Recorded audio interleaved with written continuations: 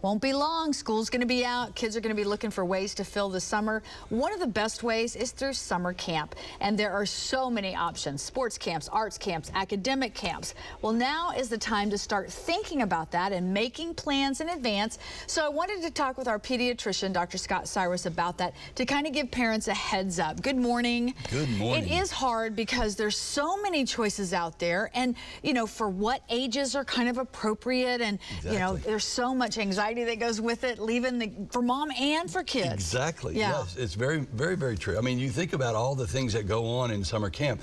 That's why now is a great time to really take the time and research the camp. Okay. So when you think about researching the camp, you think about, is it age appropriate? I mean, we've got all ages. So you think about all the things that go on with you know, getting the kids outdoors and everything. If you know, is it a mainly outdoor camp, which is great because we still are dealing with COVID. I mean, you can't just, you know, forget about that.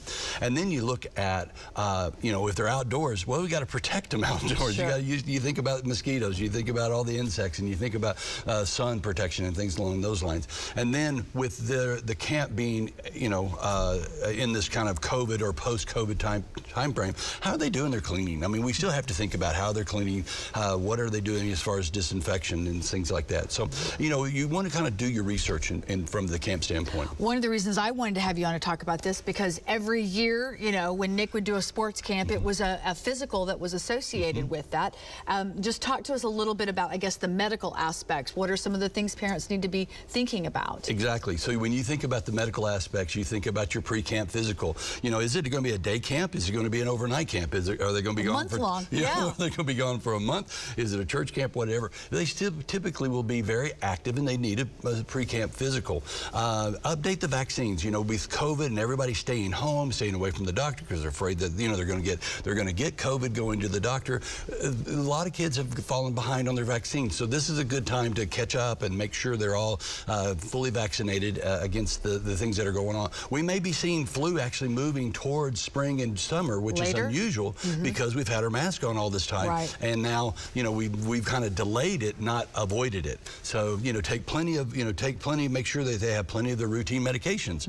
You know, if you need refills, make sure you get those. And then think about allergies, and you think about remedies to those allergies. If they're allergic to poison ivy, or if they have just seasonal allergies or whatever, what would you give them, or what would you allow the camp to give them? You know, sometimes they'll have Benadryl and things like that. So it's okay if they want to use Benadryl for maybe an itch. And most times those camps want to have those conversations to protect themselves and the child, just to make sure that they're all on the same page. As some people are, you know, and it is important. I remember a camp where they would the camp administers the medication to help control, especially when there are little ones involved. Oh yeah, exactly. You wouldn't want an 8-year-old, you know, administering their medication to themselves. You need to oversee that, and that's always a good idea. Just like parents oversee their children at home, we would do the same thing at a camp, or at least you'd want them to. Sure, sure. Let's talk a little bit about some of the camp anxiety, both for parents and for kids. Well, you know, everybody gets homesick. Even the parents get homesick. Sure.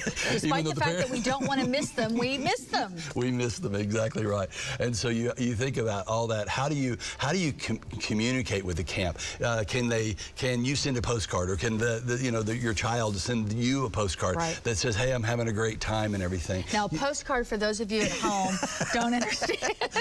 I don't know if you know, a lot of times the camps take away the technology. Yeah, absolutely. And so they have to go back old school. Yeah. You know, and so there's a thing called a stamp. right, and eventually it gets home to them. Yeah. Exactly. So, you know, but also you think about buddying you know, if you got a friend, maybe they want to go to church camp with you, or more of a sports camp or something along those. So take a buddy with them, you know, that way, or with her, and that way, you know, they really enjoy that. You know, they can depend on each other. And then of course, camp rules. You know, you think about, let your child be free and everything, but really you set the rules in your child's life. You know, they don't jump on the furniture necessarily at the house, and you wouldn't expect them to do that at camp. You wouldn't expect them to tear up the camp, tear up their room, things like that. So trying to keep themselves organized and make sure that, hey, I set the rules, this is the way I want you to act, you follow your camp leaders, and things along those lines. I know it varies from person to person. I've got about 30 seconds, but at what age do parents, because there's some that, you know, I'm just not going to send my kid to camp until this age. Right.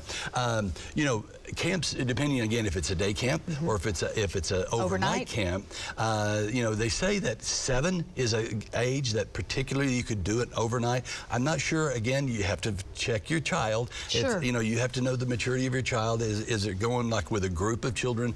Is there somebody, a mother or a father that's actually going that they know? Right. So another connection. Exactly. So there's a lot of ways to make the waters calm for the child and have a fantastic time at camp. It's going to be summer before we know it. It will be. We'll see you again next month, Dr. Cyrus. Thank you. Appreciate that.